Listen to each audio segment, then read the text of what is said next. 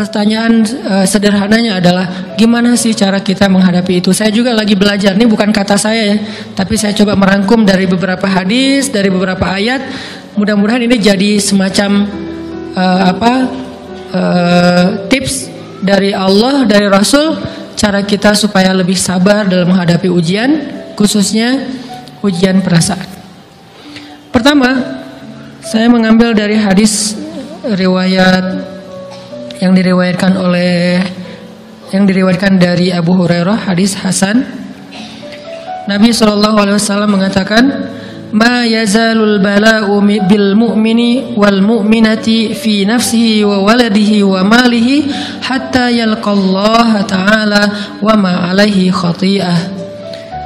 Tidaklah seseorang selesai diuji, baik dia laki-laki orang yang beriman atau perempuan yang beriman, baik itu ujiannya terjadi pada dirinya atau melalui anaknya atau melalui hartanya, artinya ujian harta, ujian fisik, ujian perasaan, sampai dia bertemu dengan Allah dan dia tidak punya dosa. Apa maksud dari hadis ini? Ujian itu tidak akan berakhir kecuali kalau dosa kita sudah habis. Allah akan menguji kita terus untuk membersihkan diri kita dari dosa. Sehingga yang harus kita coba bangun awareness dalam diri kita kalau lagi diuji, Allah pengen membersihkan dosa saya nih. Sehingga kita ridho dengan ujian, bukan ikhlas ya. Kalau ikhlas ibadah, kalau ujian ridho, rela. Saya ridho ya Allah walaupun ini berat. Saya ridho ya Allah walaupun saya berharap Engkau beri jalan keluar. Saya ridho ya Allah walaupun saya berharap ditolong oleh Allah. Tapi tetap ridho diberikan ujian itu, sambil berdoa diberikan jalan keluar, ditolong, diberikan keajaiban. Cuman gak mau mengeluh. Dan berdoa meminta jalan keluar bukan mengeluh, itu ibadah. Berdoa itu ibadah dalam Islam. Sehingga Allah suka banget sama hamba yang berdoa. Allah suka dengan hamba yang curhat. Nabi itu kalau lagi curhat, doanya aja bisa berjam-jam cuma doa doang tuh. Kayak hadis Aisyah pas lagi cemburu malam-malam kan, Aisyah lagi tidur, ini jatah malamnya Aisyah. Tiba-tiba dia nyari-nyari raba-raba, Nabi nggak ada, dicari di kamar mandi nggak ada. Biasanya Nabi sholat di sebelah Aisyah. Wah, curiga nih, jangan-jangan ke rumah si Fulan. Dicari ke rumahnya, ditelepon nggak aktif, mungkin lagi dicas, datang ke rumahnya. Ketuk pintu. Hafsah, Nabi di rumah kamu enggak? Enggak Aisyah, beneran. Cari ke rumah Sofia, Nabi di sini enggak? Enggak, beneran. Cari ke rumah Maria di sini enggak Nabi? Enggak. Kemana ya Nabi? Rumah istri-istri yang lain enggak ada. Pas balik ke rumahnya, ngelewat masjid, ngelihat Nabi lagi sujud di Masjid Nabawi, di mihrab, dan Aisyah mendengar Nabi menangis sambil berdoa, dan sujudnya itu seperti membaca 1 juz Al-Quran. Dan itu isinya doa nangis. Robbi. Jadi kalau kita katakan nggak usah banyak berdoa sama Allah, malu. Justru Allah suka kepada hamba yang berdoa. Justru sebaliknya, kalau kita jarang berdoa atau enggan berdoa, buat Allah itu orang sombong. Allah nggak suka hamba kayak gitu. Kamu nggak butuh saya, sama kayak kita lagi ada masalah, punya teman yang punya kelebihan harta, terus kita kayak bingung gitu nyari kesana kemari pinjaman, dia nggak dikasih tahu. Pas dia tahu dari orang lain, dia ngomong apa? Kamu nggak nganggap saya ya? Emangnya saya bukan teman kamu? Kok kamu punya masalah keuangan tapi saya nggak dikasih tahu, malah saya tahu dia dari orang lain? Tersinggung kan? Kalau teman kita aja tersinggung, apalagi Allah. Kamu punya masalah kok nggak ngomong ke saya, wahai hambaku? Bukan berarti Allah nggak tahu. Allah tahu, cuman Allah berhak, bukan ingin ya, berhak untuk dilibatkan. Allah berhak untuk dicurhatin. Allah berhak untuk dijadikan tempat kita untuk habis-habisan menangis dan melampiaskan masalah kita kepada Allah dalam bentuk curhat-curhat dan doa. Sehingga kalau kita berdoa, ya Rabbi, Allah langsung inni qarib, mendekat Allah kepada kita. Jadi teman-teman yang dirahmati Allah, kalau kita punya masalah, kita coba bangun awareness, oh Allah pengen membersihkan dosa-dosa saya nih. Terus kita berdoa, ya Allah bantu saya, ya Allah tolonglah saya, istighfar. Saya kadang-kadang ngerasa nih, kalau ada dosa, ada kesalahan, ada kekeliruan yang saya lakukan misalnya gitu, kalau saya nggak kuat istighfarnya, bentar lagi akan diuji sama Allah. Ujinya macam-macam. Alhamdulillahnya ujiannya masih ketahan. Pasti diuji sama Allah. Kalau istighfarnya nggak kuat, taubatnya tuh nggak kuat, langsung diuji sama Allah. Dan itu saya langsung sadar, oh benar, berarti yang tadi nih lagi dihapus sama Allah nih. perkencang lagi, perkuat lagi istighfar. Kenapa? Karena kalau istighfar kita kuat, berarti kan dosa kita dihapus dengan istighfar ya. Otomatis ujian kita durasinya berkurang. Makin kuat istighfar, makin berkurang. Kalau istighfarnya udah mantap, udah selesai, Allah cabut tuh ujian kita. Diganti dengan kebaikan. Jadi teman-teman, kita coba sadari, oh kalau Allah menguji saya, emang saya banyak dosa. Sebelum kita mencari kambing hitam, nyalah-nyalahin orang lain, sebelum kita marah kepada orang lain, kadang wajar kita marah kepada orang lain gara-gara ucapannya, komennya, teks dari dia, wajar. Tapi sebelum itu, marah dulu kepada diri kita atas dosa dan kesalahan kita yang baru saja kita lakukan, atau yang dulu kita lakuin dan belum benar-benar kita tinggalkan. Kalau kita ngerasa banyak dosa di masa lalu sebelum kita taubat, hijrah, berarti mungkin itulah alasan kenapa sekarang kita diuji setelah hijrah.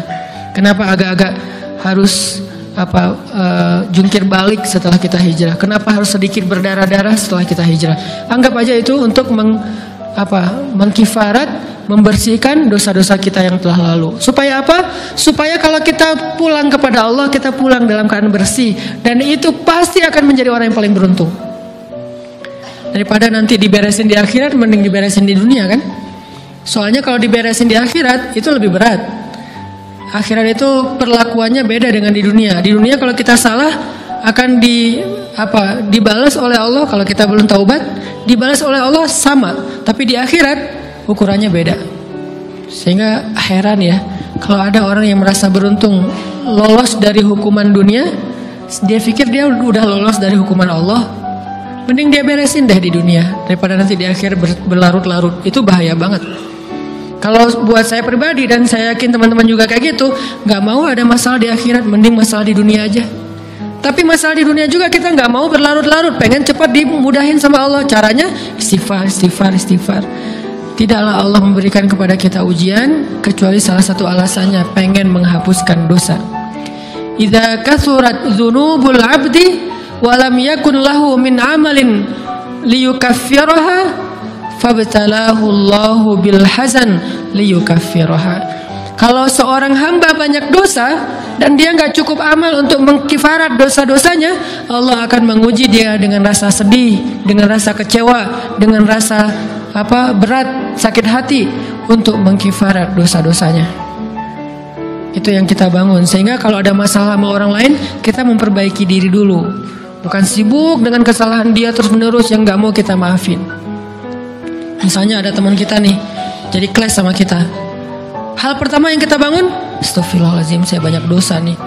Tapi kan yang salah dia, ya. Tapi mungkin dia gak akan mengatakan kalimat itu, gak akan bersikap kayak gitu kalau kita gak punya dosa. Allah sengaja mengutus dia untuk menguji kita lewat kata-katanya, lewat perilakunya, karena kita punya dosa. Jadi penyebab pertama diuji itu bukan teman kita yang salah, itu penyebab kedua. Memang dia salah, dan itu harus kita akui, realistis lah. Dia salah, dia nggak pas, dia nggak bijak, dia apa? Oke. Tapi yang mentakdirkan dia salah kepada kita, Allah Subhanahu Wa Taala. Kenapa Allah takdirkan gitu? Karena kita masih punya banyak dosa. Allah kirim kita ujian, bisa manusia, bisa alam, bisa dalam diri kita sendiri. Itu semuanya adalah cara Allah untuk menguji kita dan membersihkan dosa-dosa kita. Ini yang kita bangun pertama. Yang kedua, kata Nabi di dalam hadis Bukhari, "May yuridillahu bihi khairan." Yang terkenal kan yufaqihu fiddin, itu yang terkenal. Ternyata ada dua modelnya. Ada may yuridillahu bihi khairan yufaqihu fiddin. Siapa yang Allah pengen kasih dia kebaikan agama, Allah akan buat dia mengerti halal dan haram. Itu berarti Allah sayang sama dia. Ini satu model hadis. Ada model yang kedua, mirip redaksinya. May yuridillahu bihi khairan yusib min. Hadis Bukhari. Siapa yang Allah pengen ngasih dia kebaikan, Allah uji. Hah? Kok gitu caranya? Ternyata kayak gitu rahasianya. May yuridillahu bihi khairan, may yuridillahu bihi khairan. Siapa yang Allah pengen ngasih dia kebaikan, Allah kasih dia musibah atau ujian. Kenapa bisa seperti itu, Ustaz?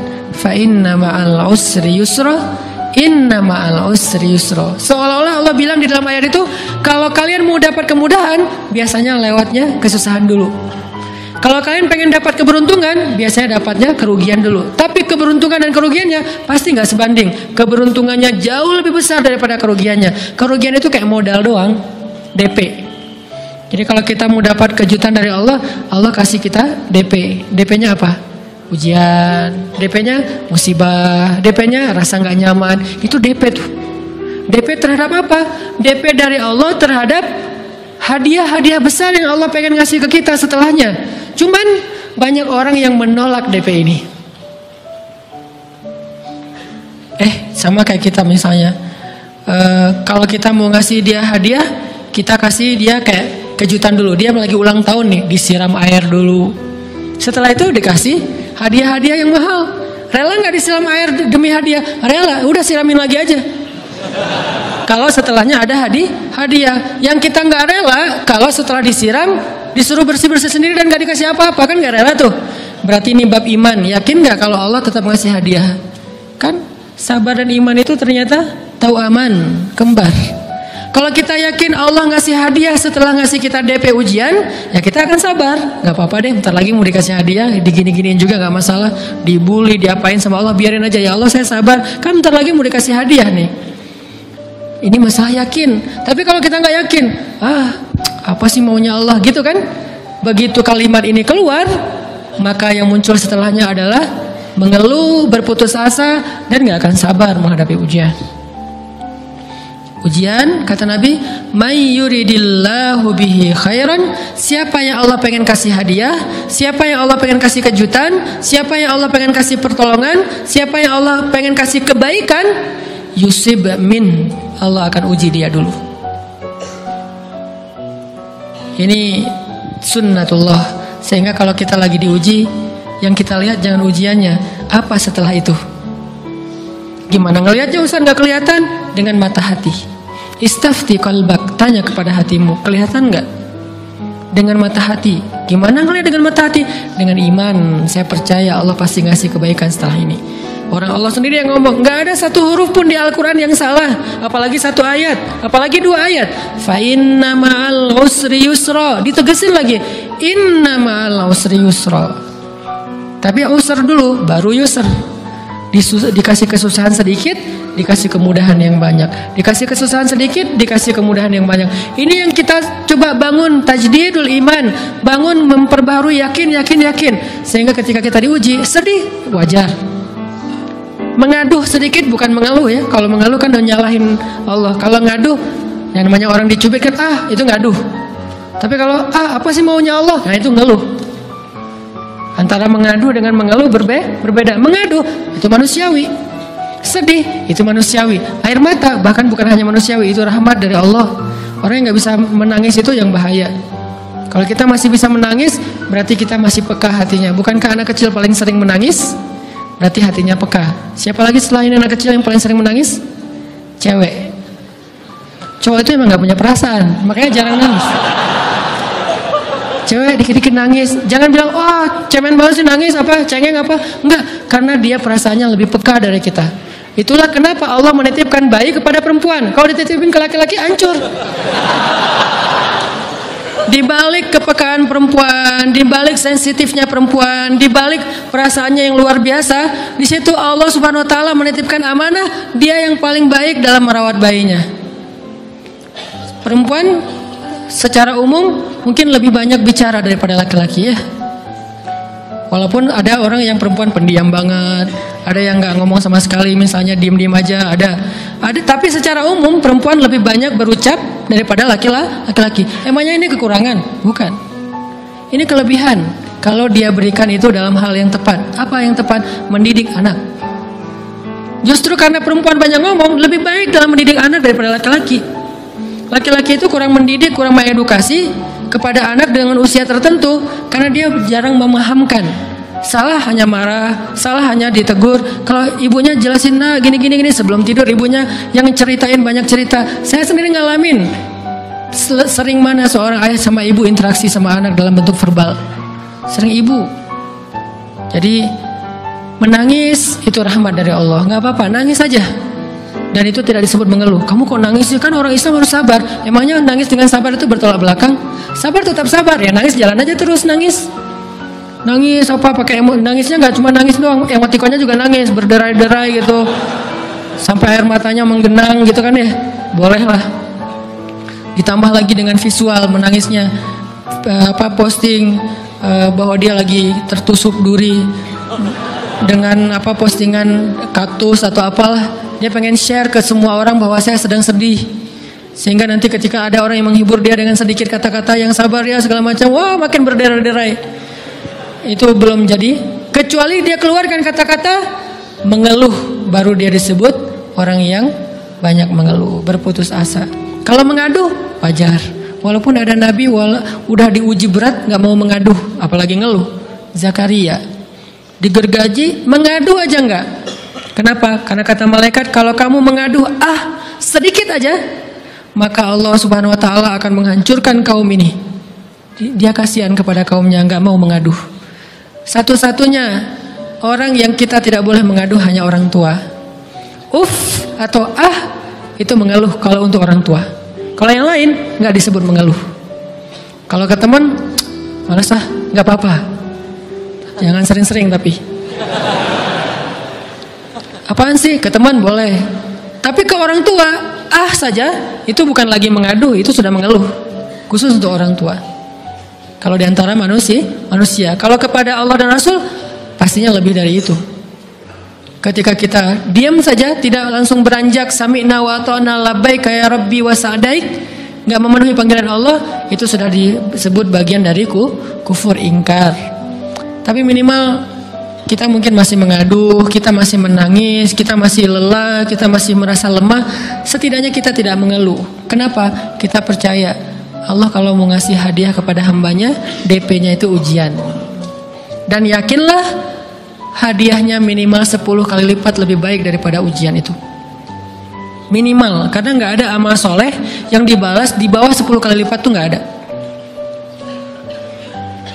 Amal soleh, amal ya bukan niat. Amal yang udah kita kerjakan minimal dibalas 10 kali lipat. Minimal, maksimalnya bighairi hisab, tanpa batas. Bighairi hisab, tanpa batas. Ada yang 700 kali lipat kayak sedekah. Tapi tetap aja ayat sedekah di akhirnya ujung-ujungnya apa? Bighairi hisab juga kan? Berarti sedekah itu minimal dibalas 700 kali lipat minimal. Kalau kita yakin. Selalu syaratnya kalau kita yakin. Dan saya ngebuktiin itu banget. Saya pernah ngalamin lagi jalan-jalan di sebuah kota yang ada becak kayuhnya, becak sepeda gitu ya. Jalan terus saya bilang, Pak berapa ongkosnya? 20.000. Udah naik aja 20.000. Karena kita keliling-keliling kota, ternyata saya jadi kasihan sama dia 20.000. Kasihan kan 20.000 dibayar keliling kota, walaupun pas mampir beberapa tempat mungkin dia dapat tips ya. Tapi saya nggak tega gitu, dia cerita tentang anaknya lagi sekolah apa segala macam, makin bikin baper kan. Pas selesai saya kasih dia 100.000. Dari 20.000 dikasih 100.000 karena kasihan. Dan saya yakin nggak mungkin sedekah itu sia-sia. Kan Nabi bersumpah kan, demi zat yang jiwaku di dalam genggamannya, tidak berkurang harta karena sedekah. Demi Allah kata Nabi, nggak berkurang harta karena sedekah. Berkurang harta karena belanja, ya. Berkurang harta karena pacaran, banget. Modal banget kan, apalagi buat cowok. Tapi berkurang harta karena sedekah, nggak mungkin kata Nabi. Demi Allah nggak berkurang harta karena sedekah. Berkurang harta karena istri, nggak. Karena memberi kepada istri itu pahalanya lebih gede daripada sedekah. Makanya ngemodalin pacaran setelah nikah itu tumbuh berkah. Modal pacaran sebelum nikah itu apes. Jadi kalau pengen modal nih, ngemodalin cewek, traktir, ngapa-ngapain, bayarin, jangan sebelum nikah. Sebelum nikah jadi orang pelit aja, nggak apa-apa. Tapi setelah nikah jor-joran ngasih, apalagi yang, bayarin semuanya. Kenapa? Pahalanya lebih gede daripada sedekah. Bahkan lebih gede daripada infak fi sabilillah. Seorang suami memberi nafkah istri, itu pahalanya terkadang lebih besar daripada kita berinfak untuk fi sabilillah, untuk korban perang. Saya heran kalau ada orang sedekahnya rajin tapi ke istrinya kikir, aneh, berarti dia nggak ngerti konsep. Padahal memberi kepada istri itu selama itu kebutuhan pokok ya, dan sedikit entertain, nggak apa-apa asal nggak berlebihan, itu luar biasa. Makanya saya kalau jalan sama istri yang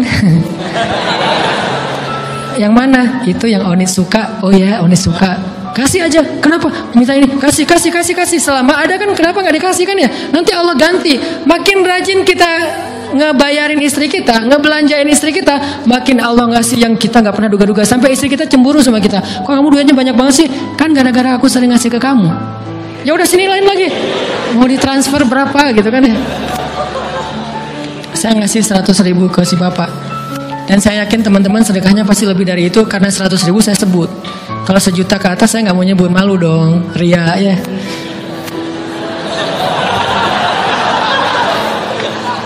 Sebenarnya nggak pernah sih. 100.000 deh, karena kan kecil. Saya kasih 100.000.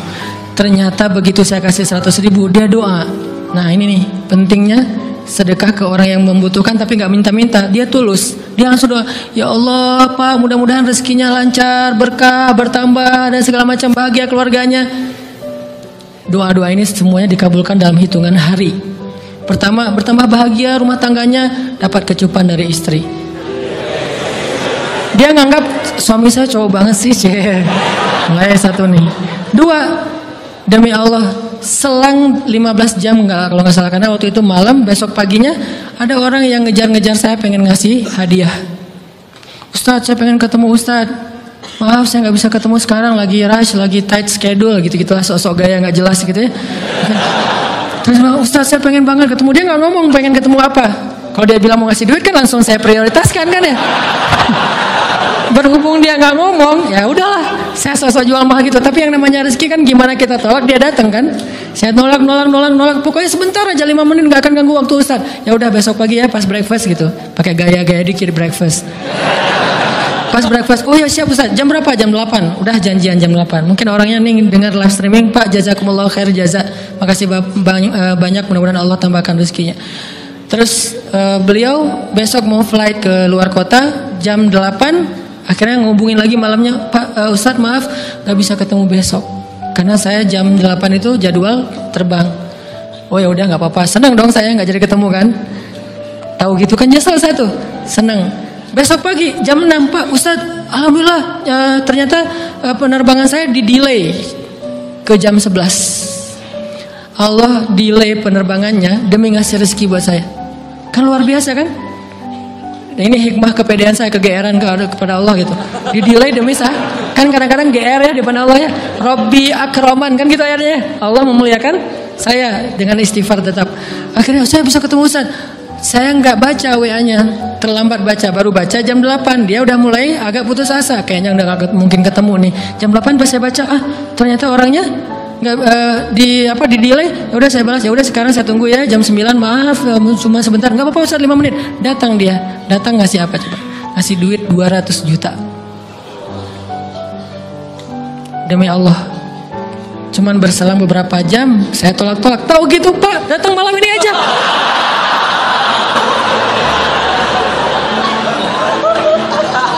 Harusnya malam itu juga saya cari orangnya. Kalau perlu saya yang nyamperin Bapak, Sherlock, saya kejar. Manusia gitu banget ya. Tapi Masya Allah di situ saya jadi tahu, oh doa orang itu lebih akurat, lebih mantap, lebih diijabah daripada doa saya. Mungkin bukan karena sedekah, tapi karena doa setelah sedekah. Ya Allah dan segala macam dimudahkan sama Allah. Itu luar biasa loh. Saya nggak percaya, saya pikir main-main. Orang nih iseng kayaknya pengen ketemu doang, pengen selfie. Ternyata pas saya cek, ditransfer, di capture, Ustaz udah ditransfer. Saya, jangan-jangan ini jebakan Batman gitu ya. Nyari-nyari sana segala macam. Alhamdulillah ternyata emang niat baiknya pengen, alhamdulillah saya terkesan, saya dapat hidayah lewat Ustaz segala macam. Sekarang saya pengen membalas jasa Ustaz walaupun kecil 200 juta. Untung saya nggak kaget dan kemudian pingsan. Pak 200 juta stroke kan ya, bahaya, lebih mahal dari 200 juta. Ini keajaiban ya teman-teman. Jadi kita tuh, saya kan sering bilang keajaiban itu terjadi tergantung tingkat iman. Bukan saya udah soleh banget, enggak. Saya belajar terus untuk yakin deh sama Allah. Modal kita tuh kan gini sebetulnya kan. Duit kita tuh banyak loh teman-teman, cuman gak disimpan di bank, gak disimpan di saku, disimpannya di sisi Allah. Bedanya apa sih? Kenapa kita kalau disimpan di bank tenang? Saya lagi punya duit banyak dari 100 juta, di mana? Di bank, aman.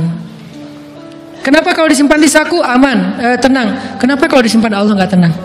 Kenapa kalau disimpan di Allah kita bilang nggak punya duit? Ini kan nggak fair sama Allah. Nggak punya duit nih. Siapa bilang nggak punya duit? Kan ada Allah. Tinggal minta sama Allah. Tapi nggak ada wujudnya. Tapi kan ada janjinya. Bukankah janji Allah lebih kuat daripada wujud? Bukankah iman harusnya lebih mantap daripada sesuatu yang konkret yang kita lihat? Ada duitnya di sisi Allah. Kenapa nggak dikasih? Karena kita belum butuh. Kalau kita yakin duit kita itu ada di Allah, tapi dikasihnya pas kita butuh. Begitu butuh ya Allah, langsung dikasih sama Allah. Itu banget benar-benar terjadi dalam kehidupan kita. Pasti kayak gitu.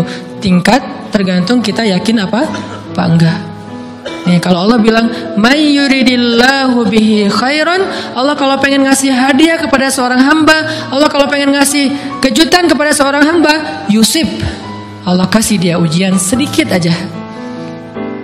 وَلَنَبْلُوَنَّكُمْ بِشَيْءٍ sedikit بِشَيْءٍ مِنَ الْخَوْفِ وَالْجُوعِ وَنَقْصٍ مِنَ الْأَمْوَالِ وَالْأَنْفُسِ وَالثَّمَرَاتِ وَبَشِّرِ الصَّابِرِينَ. Kami uji sedikit aja dengan rasa lapar, dengan rasa takut, dengan sedikit kekurangan ini dan itu, sedikit. Tapi wabasyiris sabirin, sampaikan kejutan kepada orang yang bersabar. Sampaikan kejutan kepada orang bersabar. Jadi bisa dibilang kejutan-kejutan hidup kita itu munculnya dengan iman dan sabar. Dengan iman dan sabar. Iman artinya yakin, husnuzon sama Allah. Ana inda dhanni abdi bi, aku tergantung prasangka hambaku kepadaku.